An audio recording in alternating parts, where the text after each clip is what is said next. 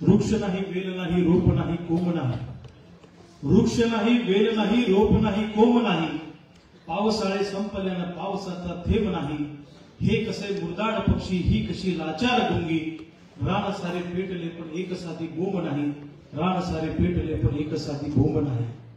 अशी सध्याची या राज्याची आणि देशाची अवस्था आहे. म्हणजे सगळीकडे हाहाकार आहे, अत्याचार आहे, अन्याय आहे, पण साधी बोंब मारायला सुद्धा कुणी पुढे यायला तयार नाही, असं या कवीला म्हणायचं. महाराष्ट्राच्या हितासाठी सर्वांच्या सेवेसाठी काम करणारं संजीवनी फाउंडेशन महाराष्ट्र या संस्थेच्या माध्यमातून आज राज्यस्तरीय शिवछत्रपती महाराष्ट्र गौरव पुरस्काराचा वितरण सोहळा अतिशय थाटामाटामध्ये या ठिकाणी संपन्न होतो आहे.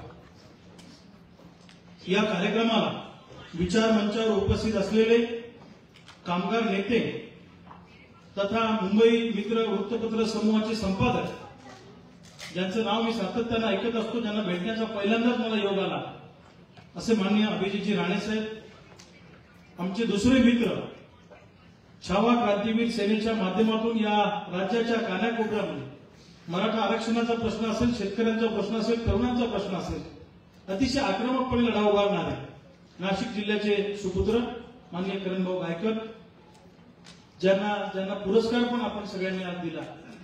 त्याचबरोबर उपायुक्त छत्रपती संभाजीनगर महानगरपालिका मान्य विकासजी नवाळे साहेब, हे सुद्धा आवर्जून आहेत. आमचे मित्र उदय सांगळेजी या ठिकाणी येऊन गेले, उत्कर्षताई रुपवते या ठिकाणी येऊन हजेरी लावून गेले, आणि काही वेळानंतर खासदार वागचौरे साहेब येणार, कोकाटे साहेब पण येतील. आणि या विचार मंचावर उपस्थित असलेले या संजीवनी फाउंडेशनचे अध्यक्ष डॉक्टर ज्ञानेश्वरजी सानप, माझ्या बरोबर आलेले माझे सहकारी एचडीएफसी बँकेचे जिल्ह्याचे बॉस राहुलजी चव्हाण, गजाननजी नायकवाडे आणि महाराष्ट्राच्या कानाकोपऱ्यातून या कार्यक्रमाला उपस्थित असलेले सर्व गणमान्य व्यक्ती आणि ज्यांना पुरस्कार मिळणार आहे ते सगळे पुरस्कार आहेत. खरं तर 10 वाजेपासून 10:30 पासून तुम्ही इथे बसलेले आहात, तुम्हाला पटकन पुरस्कार घ्यायचा आणि पळायचा असं मला दिसतंय, कारण वेळ पण खूप झालाय. म्हणजे आता तुम्ही म्हणणार आता हा किती जीव घेतो. हे सगळं ऐकल्यावर तुम्हाला वाटत असेल हा एक दीड तास काही सोडतच नाही. अजिबात नाही. मी कधी कोणाच्या सहनशीलतेचा अंत बघत नाही. मागच्या वर्षी पण मी या कार्यक्रमाला उपस्थित होतो. ज्ञानेश्वर आणि ही सगळी टीम मला बुलढाण्याला भेटायला आली की या वर्षीच्या पुरस्कार सोहळ्याला यायचे. मी म्हटलं मी गेल्या वर्षी होतो, आता जरा दुसरे पाहुणे बोलवा, आम्ही घरातलेच आहोत, आता तुमच्या संजीवनी फाउंडेशनचे आता आम्ही सदस्य झालो. त्यांनी सांगितलं नाही की अनेकांचा आग्रह आहे की तुम्ही यावं. तर ही जी काही तरुण पोरं काम करतायत त्यांच्या पाठीवर थाप टाकण्यासाठी आणि या कार्यक्रमात येण्याचा माझा स्वार्थ असा आहे की महाराष्ट्राच्या कानाकोपऱ्यामध्ये जे कधी उजेडात आले नाही पण महाराष्ट्राच्या कानाकोपऱ्यात आपापल्या क्षेत्रात चांगलं काम करतायत त्या सगळ्या लोकांना आपल्याला भेटता येईल आणि ती माणसं समजून घेता येईल, म्हणून मी खऱ्या अर्थानं माझ्या ठिकाणी उपस्थित. असं आहे की आपल्या महाराष्ट्रात काय आहे, माणसाचं महत्व मेल्यावर कळतं, जिवंतपणी माणसाचं महत्व कळत नाही. एखादा माणूस मेला आणि जेव्हा अख्ख्या महाराष्ट्रात किंवा आपल्या त्या भागातल्या सोडून इतर लोक त्याचं कौतुक करतात की यांचा आमच्याकडे संपर्क होता, असं काम होतं, तसं काम होतं, तेव्हा आपल्याला कळतं की हा माणूस चांगला होता. जिवंतपणे गुलाल लावायची आपल्याकडे काही फारशी पद्धत नाहीये. राजकारणातच लागला तर लागला, नाहीतर तुमच्यासारख्या सामाजिक क्षेत्रात काम करणाऱ्या लोकांना फार काही कोणी दखल घेत नाही. मला कायम असं वाटतं की जे प्रस्थापित आहेत एखाद्या क्षेत्रातले, जे स्वतःचं कायम ब्रँडिंग करत असतात, एकाला आपल्याकडे कसं एकाला पुरस्कार दिला की त्यालाच पुरस्कार सगळ्या महाराष्ट्रात, त्यालाच 50-100 पुरस्कार. माझं म्हणणं आहे की ज्याचं नाव लोकांना माहित आहे त्याला पुरस्कार देऊन काय करतात. अरे जो चांगलं काम करतोय पण ज्याचं नाव महाराष्ट्राला माहित नाही अशा माणसाला राज्याच्या समोर आणलं पाहिजे, त्याचं काम लोकांसमोर आणलं पाहिजे. जरूर नाही की एकच माणूस सगळ्या क्षेत्रामध्ये काम करू शकतो. आभाळ प्रचंड फाटलेला आहे, थोडं थोडं शिवण्याचा प्रयत्न सगळ्यांनी मिळून जर आपण केला तर मला असं वाटतं की परिवर्तनाच्या दिशेनं पाऊल टाकण्याचा प्रयत्न आपण करतो. म्हणून ज्यांच्यामध्ये काही प्रतिभा, ज्यांच्यामध्ये काही क्षमता, ज्यांच्यामध्ये काही स्किल आहे, अशा लोकांना हुडकून काढण्याचं काम संजीवनी फाउंडेशनच्या माध्यमातून डॉक्टर ज्ञानेश्वर सानप आणि त्यांची टीम करते. आणि हा माझा अत्यंत आवडीचा विषय आहे. मी कुठेही गेलो तर मी स्वतःहून लोकांशी बोलत असतो. कुठले गाव कोणतं, नवरा बायको असलं तर बाईला विचारतो माहेर कोणतं. आता मी महाराष्ट्रभर अनेक वेळा फिरलोय, त्यामुळे माझं कुठं ना कुठं कनेक्शन लागतंच. आणि मग मी त्यांना विचारतो तुम्ही काय करता. ही चांगली माणसं समाजासमोर आले पाहिजे. आणि संजीवनी फाउंडेशनने काय केलं असेल, तुमचे सगळ्यांचे चेहरे बघितल्यावर माझ्या लक्षात आलं की याच्यात प्रस्थापित कोणीच नाही, ही सगळे विस्थापितांच्या गँगमधली माणसं आहेत. बरोबर आहे की नाही. प्रस्थापितांचे चेहरे कायम ओळखीचे असतात. आणि मी कधी प्रस्थापितांच्या बाजूने उभा राहत नाही, मी विस्थापितांच्या बाजूचा माणूस आहे. म्हणून काही लोक प्रामाणिकपणे काम करतात, त्यांना कधी वाटत नाही आपली प्रसिद्धी व्हावी, त्यांना कधी वाटत नाही समाजाने आपली दखल घ्यावी, पण ते स्वतःच्या आनंदासाठी आणि उतराई होण्याच्या हेतूने काम करत असतात. पण ही माणसं समाजाला कळली तुमच्या त्यांच्या प्रेरणेने अजून चांगले लोक काम करतील, याच्यासाठी हे पुरस्कार महत्वाचे आहेत. लक्षात ठेवा, पुरस्कार म्हणजे काय करोडो रुपयाची रक्कम नसते. पण पुरस्कार काय करतो याचा उल्लेख तुम्ही इथे केला. पुरस्कार हा कायम लढण्याला बळ देत असतो. जर आपला शाळेतला आपला स्वतःचा पोरगा शाळेत मेरिट आला का, शाळेत चांगल्या पहिल्या मार्काने पास झाला आणि घरी आल्यावर जर आई वडिलांना त्याच्या पाठीवर थाप टाकली नाही तर त्या पोराचं मेरिट येणं पहिलं येणं त्याच्या दृष्टीने व्यर्थ असते. ही गोष्ट लक्षात ठेवा. म्हणून चांगलं काम करणारा माणूस जितका महत्वाचा असतो, लढाई लढणारा माणूस जितका महत्वाचा असतो, तितकाच त्याच्या पाठीवर थाप टाकणारा माणूस सुद्धा तितकाच महत्वाचा असतो.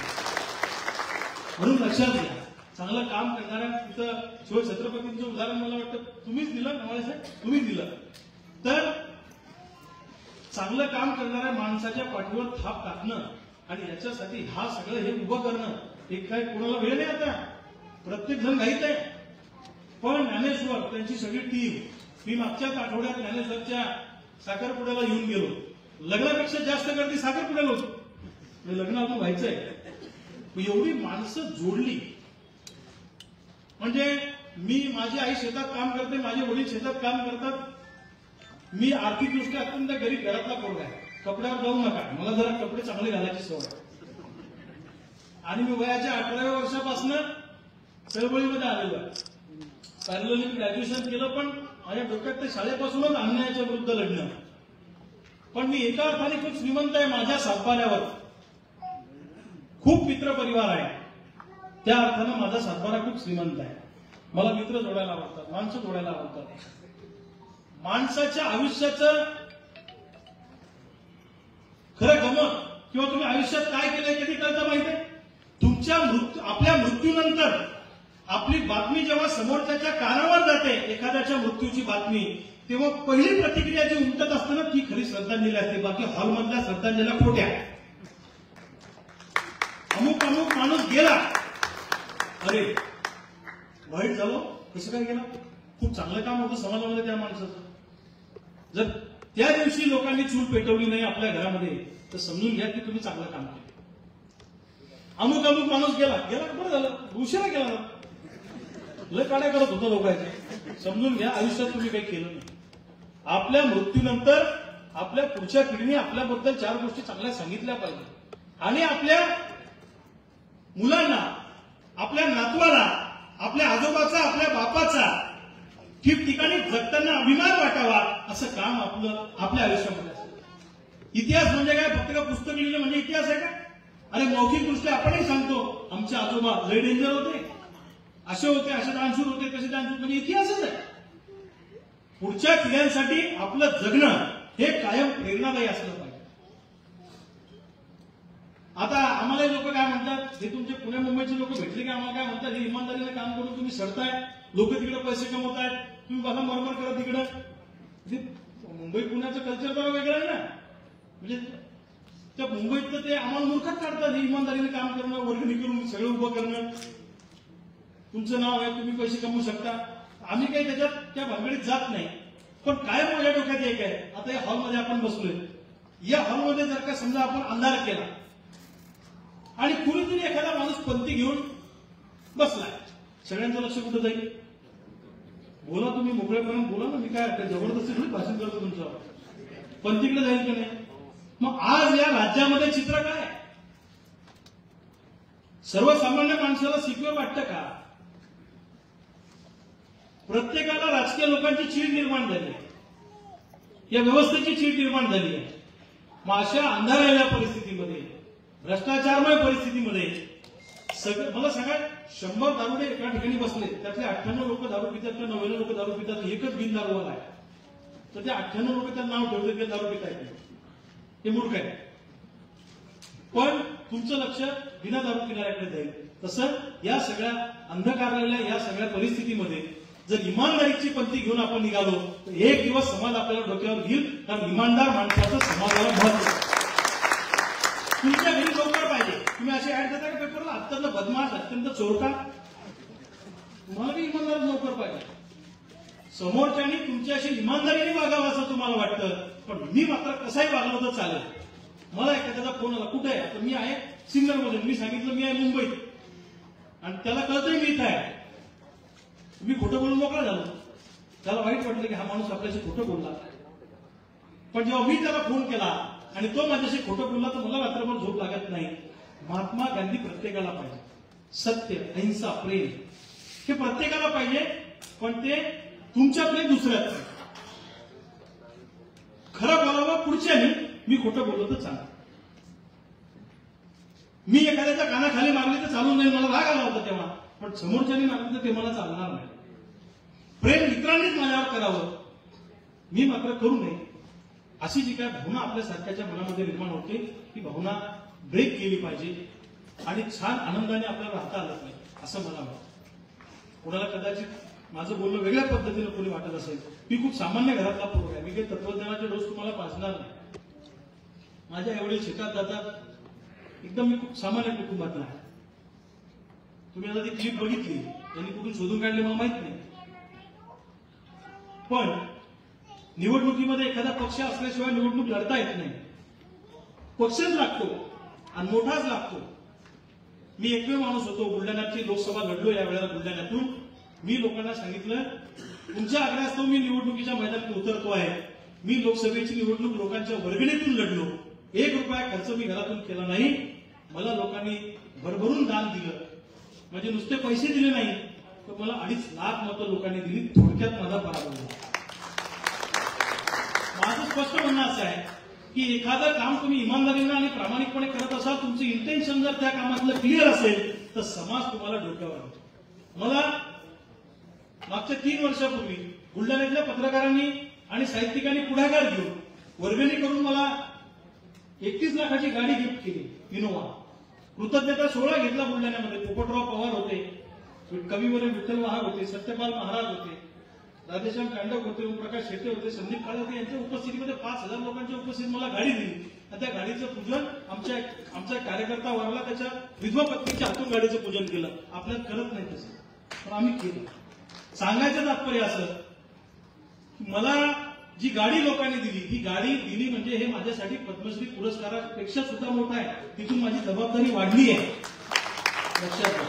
तसं आज तुम्हाला संजीवनी फाउंडेशनचा पुरस्कार मिळतो आहे, तर आपली प्रत्येकाची जबाबदारी 10 पट झाली आहे हे काम करण्याची, असं मला वाटतं. त्यामुळं हा पुरस्कार, जसं साहेबांनी सांगितलं, पुरस्काराचं महत्व का पुरस्कारामुळे माणसाचं महत्व, तर मला असं वाटतं की आपलं असं वाटतं मोठं असावं की पुरस्काराचं महत्व वाढलं पाहिजे. अरे यांना मिळाला का, म्हणजे त्यांना दिला नाही, मग याचा अर्थ तो पुरस्कार रेप्युटेड आहे.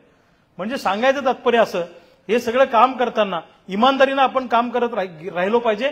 आणि मला असं वाटतं आजकाल इमानदार लोकांची संख्या कमी आहे, तर आपण इमानदार राहिलो तर जरा समाजात आपलं महत्व राहील. बरोबर आहे की नाही? मी अनेक वेळा आमच्या अनेक मित्रांना सांगतो, कारण मी जर टिपिकल पॉलिटिशियन झालो तर मग आम्हाला कोण कुत्रे विचारणार आहे? आम्ही यांच्यापेक्षा वेगळं वागतो म्हणून ज्ञानेश्वर आम्हाला इथं बोलवतो.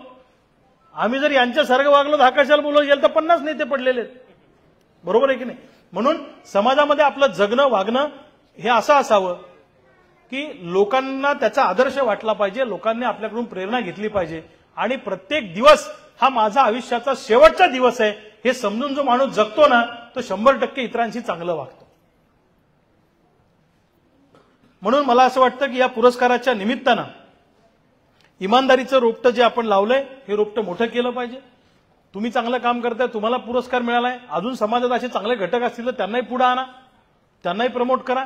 मला एक छंद आहे, एक म्हणतो काळजीपूर्वक ऐका, एक फिलॉसॉफर असं म्हणतो की सामान्य माणसाचा मृत्यू हा आयुष्याचा शेवट आहे.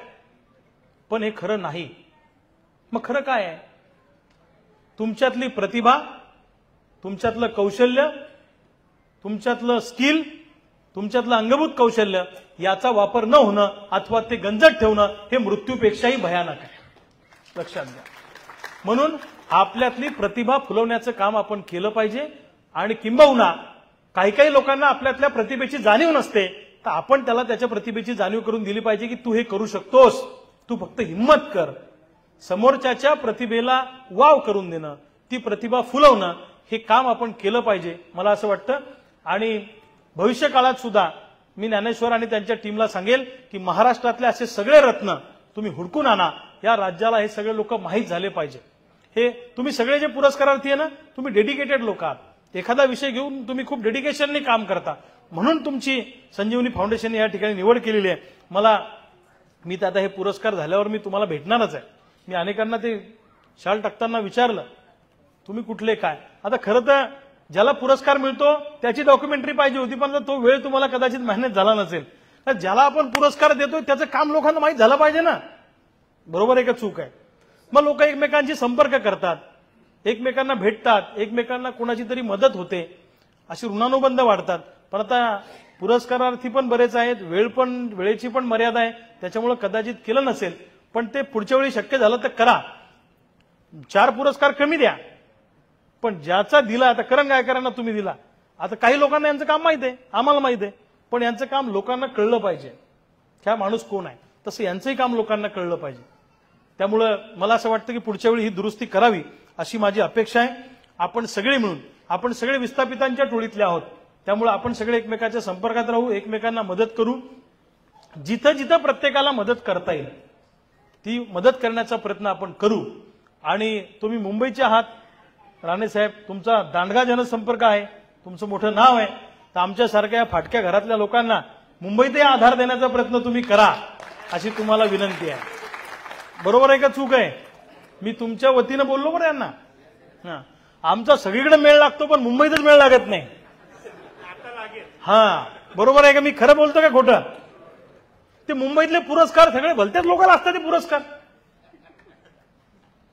हो ना, ज्याचं काही काम नाही.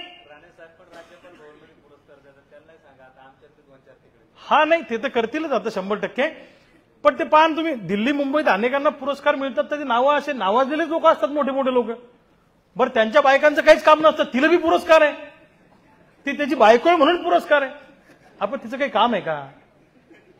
मी तर कधी कधी वर्तमानपत्रात वाचतो, टीव्हीवर पाहतो, खरोखर ज्यांचं काम असेल तर ते हकदार आहेत. पण एखादा नेता आहे आणि त्याची बायको फक्त सावडणं मौती लग्न करत फिरती म्हणून तिला बी पुरस्कार. सुखदुःखात सहभागी होणं हे तर आपलं कामच आहे सगळ्यांचं. तर मला असं वाटतं ही एक टोळी वेगळी आहे आणि आपली गोरगरीब विस्थापितांची टोळी, फाटक्या लोकांची आपली जी टोळी आहे, ही आपण सगळे काय सज्जन लोक संघटित नाही, दुर्जन संघटित आहे म्हणून त्यांचं फावतं. सज्जनांनो निंबळटपणा सोडा आणि एकत्रित या. 100% दुर्जनांचा विनाश केल्याशिवाय आपण राहणार नाही, ही गोष्ट आपण लक्षात ठेवली. आपण एका ठिकाणी येतच नाही ना. आणि आपल्या लोकांचा प्रॉब्लेम काय आहे, म्हणजे अनेकांचा प्रॉब्लेम असा आहे खेड्यापाड्यामध्ये किंवा ग्रामीण भागातून येणाऱ्या, की माझं काही नाही झालं चालतं पण याची बिल्डिंग कशी काय उभी राहिली, त्याची बिल्डिंग उभी राहिली म्हणून मला झोप लागत नाही. तर ही वृत्ती ठेवली तर माणूस समाधानी राहत नाही. मला असं वाटतं की दुसऱ्याच्या आनंदात पण आपला आनंद आपण शोधला पाहिजे, दुसऱ्याच्या सुखात पण आपलं सुख आपण शोधलं पाहिजे. आणि सकारात्मक आणि पॉझिटिव्ह विचार जर आपण करत गेलो तर मला वाटतं आयुष्यात कोणती गोळी खायचं काम नाही, कोणत्या डॉक्टरकडे जायचं काम आपल्याला पडणार नाही. फक्त पॉझिटिव्ह विचार आपण करत राहिलो पाहिजे. मी एवढंच या निमित्तानं सांगतो, कारण तुमचंही मला कळतंय, पटकन मोकळं करा अशी भावना आहे. पण खूप आनंद वाटला, छान वाटलं. आणि संजीवनी फाउंडेशनचं करावं तेवढं कौतुक कमी आहे. हे काम तर खरं सरकारचं आहे, लक्षात घ्या. की तुमच्यासारखी माणसं ओळखून आणणं आणि त्यांना शोधणं आणि त्यांना तुमच्या कामाला प्रोत्साहन देणं हे काम सरकारचं आहे. राणे साहेब, हे सरकारचं काम आहे, पण हे संजीवनी फाउंडेशन करते. आता तुम्ही सरकारच्या जवळचे, तुम्ही सरकारला सांगा की पुढच्या वेळी सरकारचे कोणतेही पुरस्कार असतील तर ते अशा माणसाला द्या की जो माणूस महाराष्ट्राला नव्याने माहिती होतोय, त्याचं काम नव्याने माहिती होतंय. तर अशा पद्धतीची माझी अपेक्षा आहे. खूप बरं वाटलं तुमच्या सगळ्यांशी बोलून, तुम्हाला सगळ्यांना भेटून. मी कार्यक्रम झाल्यावर पण अनेकांना भेटणार आहे, तुमच्याशी बोलणार आहे. तुमचं काम ज्यांचं जे जे शक्य झालं त्यांचं काम मी समजून घेण्याचा प्रयत्न करणार आहे. आणि यांच्याकडून पण तुम्ही बायोडाटे दिले असतील तर तुम्ही पण आम्हाला द्या, म्हणजे आम्हाला पण त्या भागात दौऱ्यावर गेलं तर तुमच्या भागात आम्ही आलो दौऱ्यावर तर निश्चितपणे तुम्हाला आम्हाला भेटता येईल, तुमचं काम समजून घेता येईल. आतून पेटलो पण हळुवार बोलतो मी, आतून पेटलो पण हळुवार बोलतो मी, काही विशेष नाही व्यवहार बोलतो मी, बेमान जाहलेला एक एक नाग ठेचू, येत्या नव्या युगाचा निर्धार बोलतो मी, येत्या नव्या युगाचा निर्धार बोलतो मी. धन्यवाद. जय हिंद, जय महाराष्ट्र.